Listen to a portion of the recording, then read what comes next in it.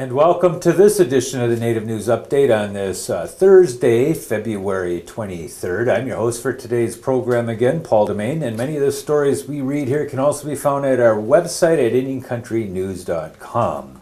A coalition of tribes is welcoming a Colorado court ruling that tribes cannot be held in contempt for not responding to administrative subpoenas from a state in civil cases. The Native American Lending Alliance says earlier this week the ruling by a Denver District Court judge means that tribal immunity has no territorial boundaries.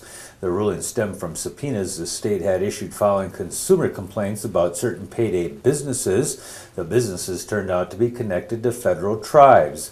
The Colorado Attorney General's office is reviewing the court opinion and determining how to proceed. The tribes involved include the Miami Tribe of Oklahoma and the Sante Sioux Nation. Foxwoods Resort Casino has unveiled plans for an outlet shopping center to add to revenue at its Eastern Connecticut gambling enterprises. The casino, which runs the Mashantucket Pequot tribe, announced its plans recently to build 85 outlet stores. The resort also is celebrating its 25th anniversary. Foxwoods said the 320,000 square foot retail space will connect the MGM Grand Hotel to the Grand Pequot Hotel. Construction is to start in the spring, but Foxwoods did not say when the shops might open. Revenue at Foxwoods was $7.8 billion for the state's budget year that ended last June 30th, up just 1% from the previous year. Foxwoods and its neighbor, the Mohegan Sun, have been struggling with weak consumer demand in the sputtering economy and growing competition in the Northeast. Hoping to placate critics of a proposed coal swap involving a Montana tribe, U.S. Senator Max Abacus is offering new legislation to make the deal more balanced. Revised terms of the deal call for the federal government to give 110 million tons of coal worth tens of millions of dollars to Houston-based Great Northern Properties. In exchange, a Texas company would transfer an equal amount of coal to the Northern Cheyenne tribe, who lost rights to the fuel beneath its reservation last century. Prior legislation from Bacchus called for Great Northern to receive 40 million tons more coal than the tribe. The Interior Department in Massachusetts Democratic Representative Ed Markey criticized the lopsided arrangement.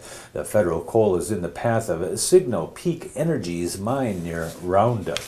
Northern Michigan's University Center for Native American Studies at Marquette has been awarded a $22,000 grant from the National Endowment for the Arts. The center will partner with the Tribal Historic Preservation Officer of the Lac Vieux Desert Band of Lake Superior Chippewas to launch Creating and Learning Art in Native Settings, or the Clans Project.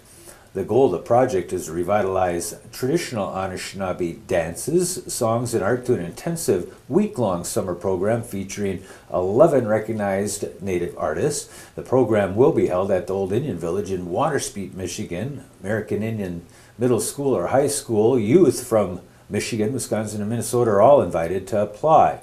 The name of the project comes from the term clan, or dudame, which is defined as one's extended family within the tribe.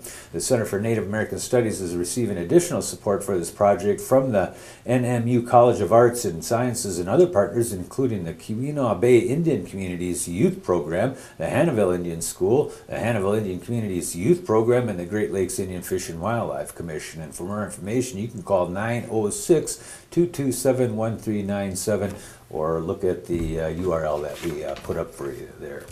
A hole in the muddy ground shows where a specially carved totem pole stood at the head of Fraser Joe Smith Jr. grave in the Tarslip First Nation Cemetery on the west coast of British Columbia.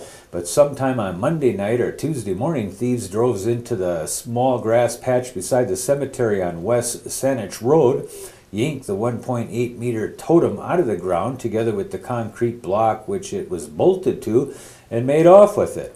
Smith Jr. passed in April of 1999, aged 30, in a vehicle accident on the Malyat. The Coast Salish style totem with an eagle on top and a kneeling bone game player on the bottom was carved in his memory several years later by his cousin Dave Darcy Abbott. Initially, the totem was used as a trophy in a traditional bone game tournament organized by Smith Jr.'s sister, Carrie Ann, About 4 months ago, it was placed on the grave. The theft was noticed by Carrie Ann this week and sent her into tears. One of the puzzling elements about the theft is that the totem and concrete base weighed between 100 and 150 pounds, which would make it difficult for one person to handle. It also makes it less likely that it was a spur-of-the-moment decision to steal it, but publicity will now make it difficult to sell. I hope someone will be good enough to bring it back, Smith Sr. said. Federal prosecutors say a 21-year-old Crow agency man has pled guilty to stealing a police car after being arrested for public intoxication. The U.S. Attorney's Office says Harrison Rock pled guilty to theft of government property.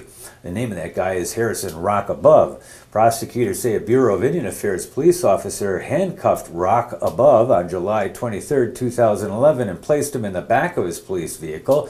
Rock Above was able to move his hands to the front of his body and crawl into the front seat of the squad car. He allegedly floored the accelerator and drove away, hitting two other vehicles before crashing. So you don't want to steal a squad car while you're intoxicated and have your nose on the gas pedal. Some events coming up in northern Wisconsin include a meeting at the Northern Wisconsin Morris Town Hall near Mellon, Wisconsin, near the proposed site of the open pit strip mine that Gogebic-Tackanack has been attempting to develop.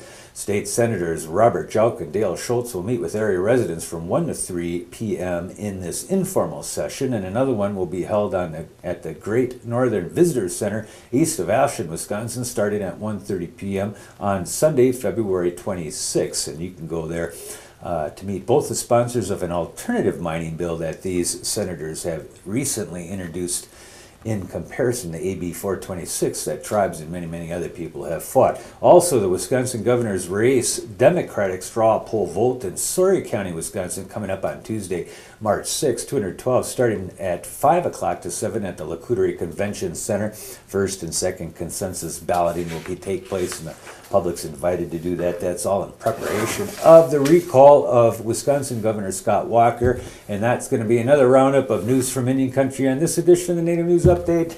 Thanks for showing up, and come back again.